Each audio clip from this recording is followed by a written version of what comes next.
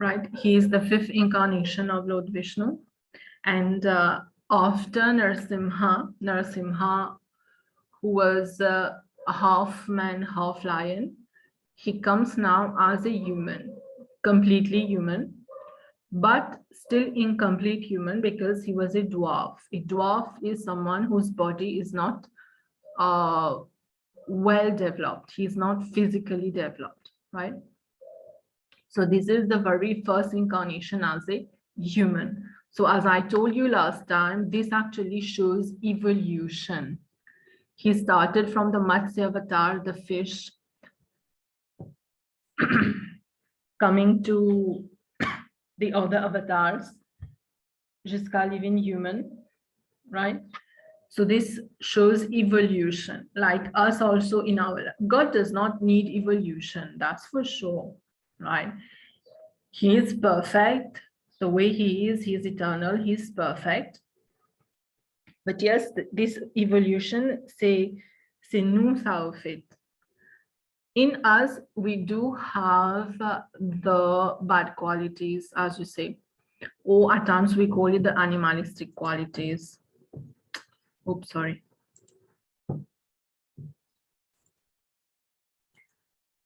What we call the animalistic qualities.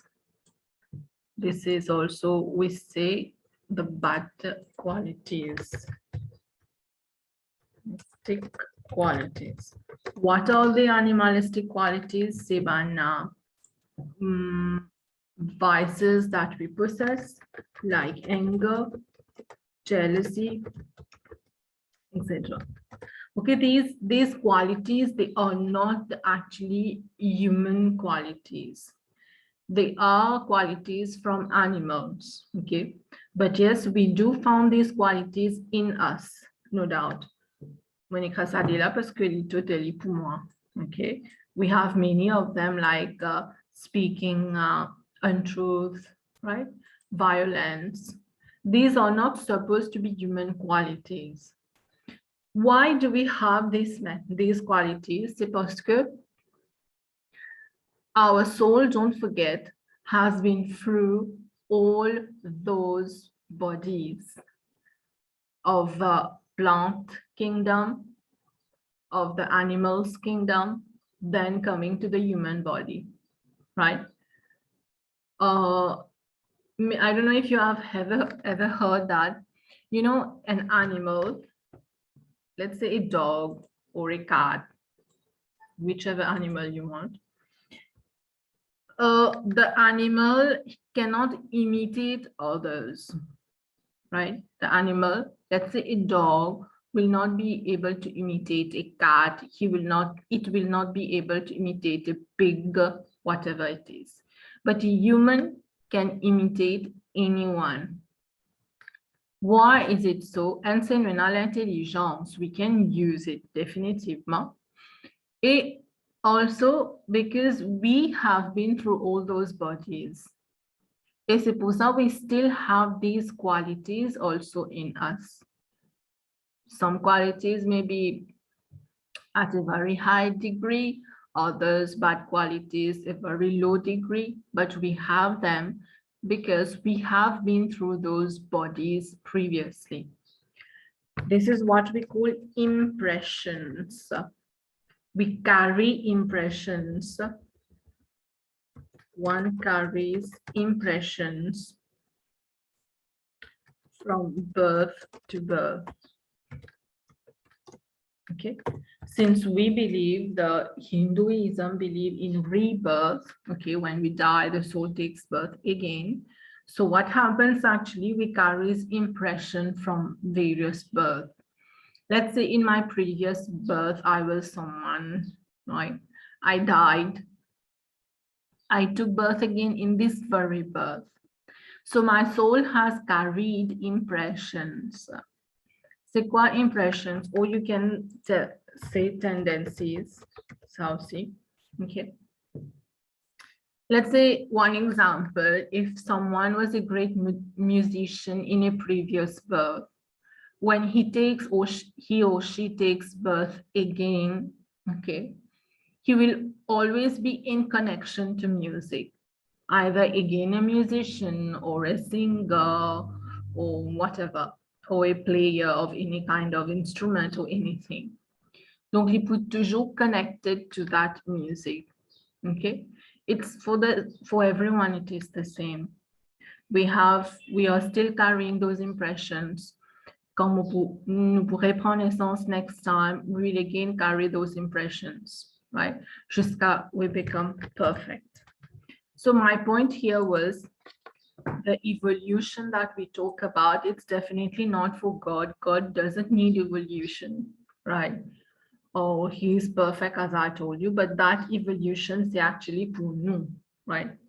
The symbolical, the significant for us. So we are just starting the Vamana avatar, which is the 5th incarnation of Lord Vishnu. Now, the Vamana avatar, he was a dwarf, as I told you, right? He was a dwarf. And Vaman is a Sanskrit word, which means dwarf. Okay, if ever you get a question, what is meant by Vaman? So the answer is directly dwarf, right? At times, si nous transform the name Vaman, it becomes Manav, right? Manav, that is, it means man. So that is the very first incarnation, as I was telling you, that Vishnu took the form of a complete man. Okay. Now, when he was born, his name was actually Upendra. That was his original name, Upendra, right? That question also you can get, what was his original name? So you should know his original name was Upendra. And Upendra means younger brother of Indra, right? You will have the word Upa and Indra in it. So it means the younger brother of Indra. Indra is the god of heaven. God of heaven. He is also known to be the god of rain. Quand il a la sécheresse, tout ça là, usually we do havan, fire sacrifices. They are all dedicated to Indra, right? So he's the god of heaven, or also the god of rain. Donc, Upendra, younger brother of Indra, and the word, he got the name Vaman, right? Because Vaman means a dwarf. He was a dwarf, right? And he is very short, as we said, a dwarf is short in appearance, and he was young. He was very young. Nipakam, Ram and Krishna, who took birth, who grew, and then they become old as well, right? He came in the Treta Yuga. You remember, you know by now, I guess, we have 4 yuga, which are the Satyuga, the Treta Yuga, the Dwapar Yuga, and Kali Yuga. We are right now in Kali Yuga, right? So he came in the Treta Yuga. Now, he was the son of Aditi and sage Kashyap. Maybe you remember last time when we did Narasimha, I told you about that. There were 2 sisters, Diti and Aditi, right? So he was, I put it here. There were 2 sisters, Diti and Aditi. Diti, Diti actually was the mother of the demons. If you remember last time when we did Narasimha, Hiranyakashipu, so Mama said Diti, okay? And Aditi, she is the mother of the gods, right? Mother of the gods, like Indra also is, Indra's mother is Aditi. Now you have this one, Vaman, so Mama said Aditi, right?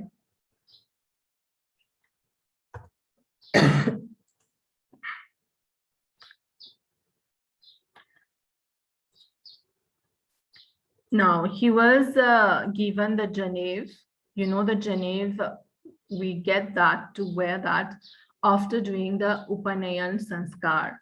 Okay. Normally we have 16 Sanskar. You have that in your syllabus too. We have 16 Sanskar, right? And he did the Upanayana Sanskar. When do we do the Upanayan Sanskar? Say before going to school, before studying. Approximately at the age of 7, 8, in Hazrat Feli Afamam at the age of 6 or so. But 7, 8 comes off Palikul in the Gurukul. Then this Upanayan Sanskar is done. They wear the Geneve, right? I guess you know what is the Geneve. It is the white thread which they usually wear. Okay. Say after doing the Upanayan that we can wear a Geneve, not like this, right? So he did the Upanayan Sanskar, he wore a Geneve, he has studied the scriptures, right? He studied the scriptures. That is, he was purely, typically a Brahman, okay? That's a Brahman scholar. He was a Brahman. Just to remind you, we have 4 Varna. We have 4 Varna or 4 caste, which is first of all Brahman, Sivan, priest, sages, teachers, and all. Then you have Kshatriya. Kshatriya means the warriors. You have Vaishya, the business person, those who do import, export, and you have the Shudras, which are the manual workers like the servants, laborers, etc. Right? So he was from the Brahman class. He was a sage. He was from the Brahman class. Sorry. What was the purpose of Vishnu now to take the Vaman incarnation, the Vaman avatar? So as you know, there is always a purpose behind of teaching people or someone something, a lesson, or to destroy someone. So his purpose was to teach Bali a lesson. Bali, we'll see Bali, the king Bali, and to recover Amravati from Bali. Amravati is also the city of gods, right? So what happened? Bali took over the city of gods, the Amravati. He started to rule there. So he wanted to take that back. He needed to take that back, of course, right? And that's why Vaman came for that very purpose, right? Now, let's see about Bali.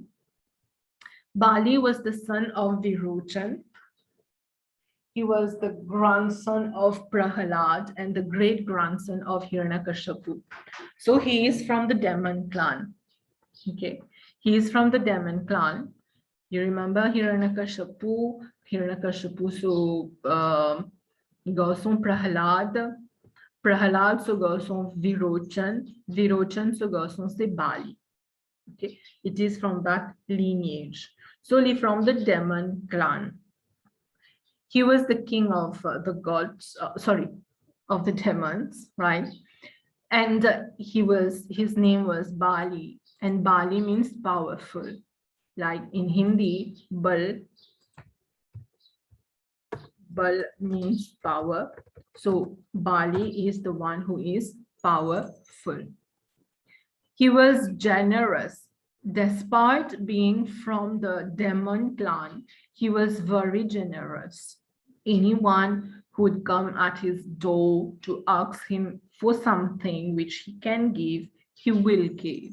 He was very generous. And he was so powerful that he was invincible.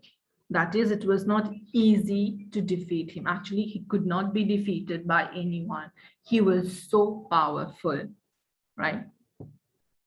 I don't know if you know this verse. I'm not sure it's here. Kam Pandit Atash Ailam.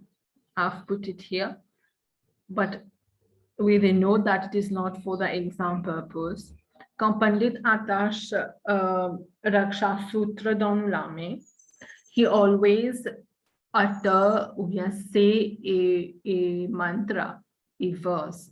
And this is the verse actually which the Pandit or the one, quand il attache Raksha Sutra la, Lipu recite. Okay. And this verse has the name of Bali. Bali, not like anyone powerful, no, but Bali himself, the King Bali, which means that by which the powerful demon King Bali was tied to the path of righteousness. I am committing you to the path of righteousness by the same thread. That is his name. He was so powerful, so invincible that his name is also uttered in a mantra that we still use today. Bali, despite, as I say, despite being from the demon clan, he was invincible, he was very powerful. One need to be powerful in life, whether it is physically, mentally, right? What you say, we need to have the willingness to do something. C'est une forme de power, right? So Bali was always tied to the path of righteousness. He was doing good stuff, good things, good karmas as well in his life. So that was the example we always take from Bali, right? So back to the explanation here. Bali was invincible, generous. He was a noble ruler, very nice one compared to Hiranyakashipu, right? He was a king, definitely. But what was his problem? Okay. He wanted to be the great one, no doubt. Parikma Hiranyakashipu wanted to be great, wanted to rule over every place on earth, right? He wanted that. And he had another two big problem also, which were ego and arrogance. Okay, these are those animalistic qualities which I was telling you in the other start, right?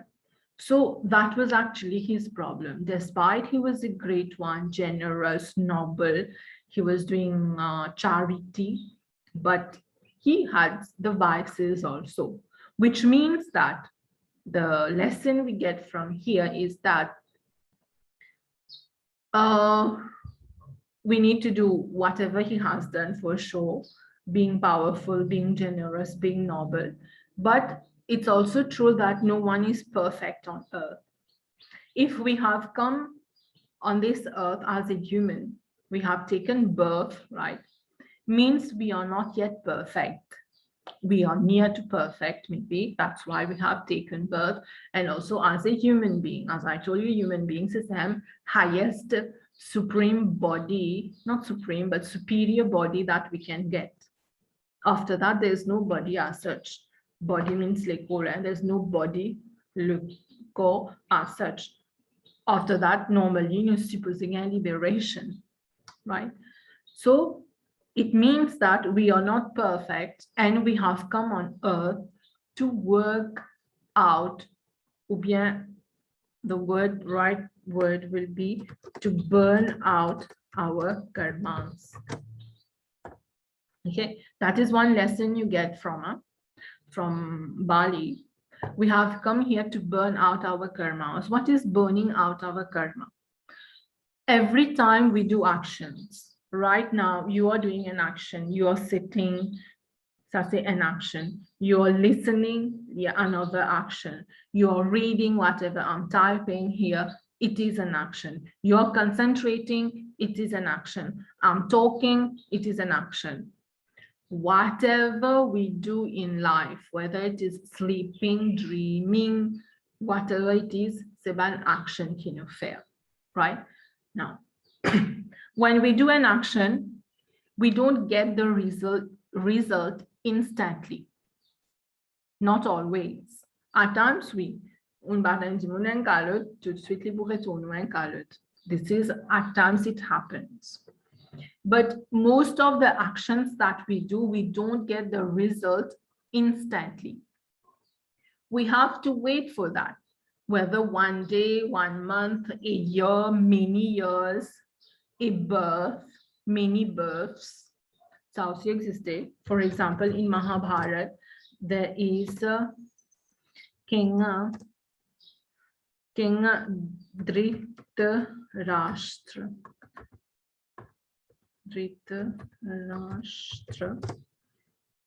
Yeah. Dhritarashtra, avant qu'il prenne naissance as Dhritarashtra, dans ce 50 naissances avant, okay, 50 naissances avant, he was a hunter. He was born as a hunter. And while going on hunt in pleasure and all, qu'il in fait l'inset and burning net low and pied, a tree, there were 101 birds on the tree, right? He threw a burning net. That was a net qui in a fire. He threw a burning net on the tree, containing savane birds. Then what happened? One bird was able to fly away. The bird flew, but it became blind.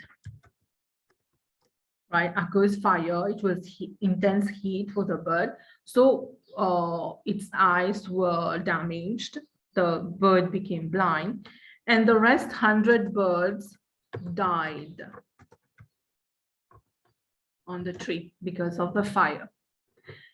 This is an action he has done. Then 50 births later, the same person was born as Dhritarashtra in the form of Dhritarashtra. He was named Dhritarashtra. He got married. He had 100 sons, right? When he was born blind, right? Parce que ça en bird là, been blind à cause he was born blind, and he had 100 sons, and his 100 sons died in the Mahabharata war, right? So what I was telling you here is burning out karmas. Quand on fait un karma, we get the result instantly or not. Most of the time, no. We have to wait for the time que nous pouvons ce result, right? Ça veut dire, when we are doing karma, il peut accumulate in the account of karma. Quand arrive the right time, then you will get the result. Let's say you sit for the exams. You don't get the result instantly. You have to wait for a month, 2 months, 3 months, whatever, and then you get the result, right? So, la même chose. Now, burning out karma veut dire quoi? Quand on fait karma qui est accumulé in Godila, there are definitely the two types of karma there, the good one and the bad ones, right? Good ones, so far so good. No, we will get good result, but we cannot deny and fear bad karmas also. So we need to burn out our karmas. How to burn out our karmas? See, by consciously doing good actions, right? Quand nous peut consciously doing good actions, nous tous nous connaissons une faire mauvais, right? Of course we have. No one is perfect here. So we don't have to wait come to get the results of my bad action. What do? Maintenant même, I mean, in the present life right now, I do good actions. Je fais aussi good actions like Bali did, like being generous, doing charity, being noble. Et là qui peut arriver, je peux burn out karmas qui accumulé, qui me pas encore un result, right? That is another lesson also to be learned here in this situation, right? So we were talking about his good qualities and his bad qualities also, as he's not perfect, but he was burning out his karmas by being good, right? I continue.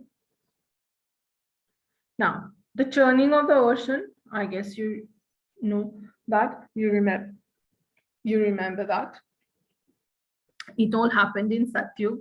Remember the 4 yug, the first one, Satyug. There was the churning of the ocean.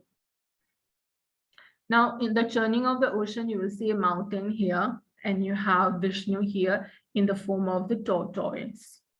The mountain was put on the back of the tortoise, and you have the serpent, Vasuki, here, Vishnu's serpent. One side, you have the gods. The other side, you have the demons, right? Now, they were doing the churning of the ocean with one purpose, c'était to get Amrit, the nectar. So about nectar, many other things came out from the churning of the ocean, like there was Kamdhinu. Kamdhinu was the wish-fulfilling cow.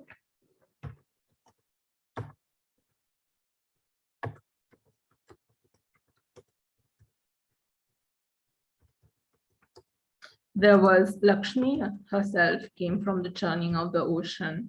Nutyena, the poison, right? And all. We have many, approximately 14 valuable things. Among those things, we had the Amrit. We got Amrit. Now, what happened? When we got that Amrit, the demons wanted to drink the Amrit as well as the god. The god was especially trying to stop the demons from drinking the Amrit, because you can't expect a demon to become immortal. Quand nous pouvons Amrit, nous pouvons immortal. So, si un démon become immortal, means le mal pour régner sur la terre tous les temps, right? So they prevented, the demons prevented the demons, the gods prevented the demons from drinking the poison. Comment? Vishnu here, by the help of Vishnu, they were able to, the devas only were able to drink the nectar. Si je te rappelle, Vishnu, là, il prend le forme de Mohini. It's not in your part of syllabus, but I'm writing it. Vishnu took the form of a woman, Mohini, right? And then by the help of Mohini or Vishnu, the demons could not drink the nectar. Now, demons were deprived from nectar, and as a result, they became very weak. And when Bali became king, he tried his best to gain back the power the demons lost, right? So because of the churning of the ocean which happened, the nectar was given to the gods only. So the demons became weak, right? So Bali, in a way, he wanted to avenge it by getting back all the powers the demon lost. Babiye, he was from the demon clan, malgré all the good qualities he had. Now, Bali took advice from his guru, who was Shukracharya. Shukracharya, you know, has been the guru of almost all the demons, right? So he was the guru of the demon clan. Donc, he was also the guru of Bali. He performed, by the advice of Shukracharya, Bali performed the Vishwajit Yajna to get back the powers qui ban démon imperdit, right? So he was not doing that for him only. Bali participait fait ça seulement pour lui, for himself, but for all the demons. Là, c'est actually the intention which is more important. The work he was going to do was not really good. You know, if you give powers to the demons, of course, evil will reign on earth forever, right? But what was his intention? C'est pas seulement lui distinguer all the powers, c'est the demon clan. So that can be a little bit of his goodness he had. He was not selfish, il pas dispoli, right? Bon, malgré que ce travail was not correct. So he performed the Vishwajit Yajna. Vishwajit, Vishwa means le monde. Vishwajit. Vishwa means the world, and Jeet means victory. Say to get victory upon the world, to reign, to rule everywhere, to get back all the powers. So Bali obtained a wonderful chariot driven by 4 white horses, a celestial bow, you know the bow, dhanush qui appelé, a pair of quivers with unlimited arrows. Quiver, c'est ce qui servait dhanush, the bow.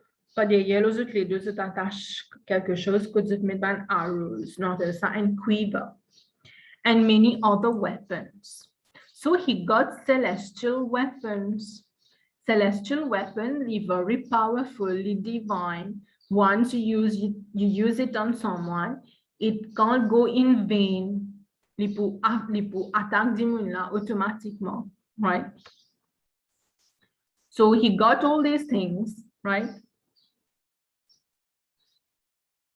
Virochan, who was the father of Bali, as I said, lost parts of his kingdom. When Bali became king, he got them back. He had powers, he had divine weapons. Donc, il servit seulement powers to get back all the parts of the kingdom which his father lost. He also went to fight the gods in Amravati. I told you Amravati Taila was the city of the gods, where the gods supposément restaient. Donc he went there, he fought, and he was victorious. He won. He was powerful. He had the celestial weapons. By the advice of Guru Brihaspati, Indra and other gods left Amravati. So here Bali won Amravati, the place where the gods live. Maintenant, Bali is the king of Amravati. And the gods could not fight Bali because Bali had all those divine weapons with him. So they could not fight Bali. Then they took advice from Guru Brihaspati, who was the guru of the gods, right? Then Indra and other gods, they left Amravati. Zupana lagaya avec Bali. It would be in vain, right, to fight. And then they disguised themselves, and then they found another home, another shelter, until the right time will come when they will get back their kingdom again, right? So Guru Brihaspati also said that only Lord Vishnu can match Bali's power. Since Bali was so powerful, say only Vishnu, Lord Vishnu, who can match that power, right? Now, let's say Aditi and Kashyap. Don't forget, they were the parents of Vaman, the parents of Indra. So Indra went to see his mother Aditi. Aditi now, bien sûr, she's a mother. She could not see that situation of his son, that they had to leave Amravati. They have no place to live. They had to disguise themselves. She asked Kashyap to find a way. Kashyap was a sage, right? Donc Aditi demande à Monsieur Kashyap to find a way out of this problem. Now, what was the way that Kashyap told Aditi was to keep Payo Vrat. What is Payo Vrat? Vrat means fast. Payo se milk. Drinking milk, observing a fast by drinking milk only. She can't eat, she can't drink water, nothing. She needs to drink only milk. That was a fast. In the bright fortnight of Falgun, Falgun is the month of Feb and March, Aditi kept the fast for 12 days consecutively. She kept the fast of Payo Vrat. Payo Vrat. Lord Vishnu blessed her. God was pleased with her devotion, with her fast. So Vishnu blessed her that Vishnu himself will be born as her son. And that was the son Upendra. Upendra c'est le même Vaman, don't forget. Right? So that is how Vaman took birth, Vishnu took birth in the home of Aditi and Kashyap, right? And this actually happened to help. Probably Aditi kept fast because she could not see the situation of his son. He had no home and all. Il faisait rien sur Amravati, rien sur kingdom. So for his son, she kept fast and for 12 days, and Vishnu was pleased. Vishnu came as Upendra, as Vaman, to help Indra and the other gods, right?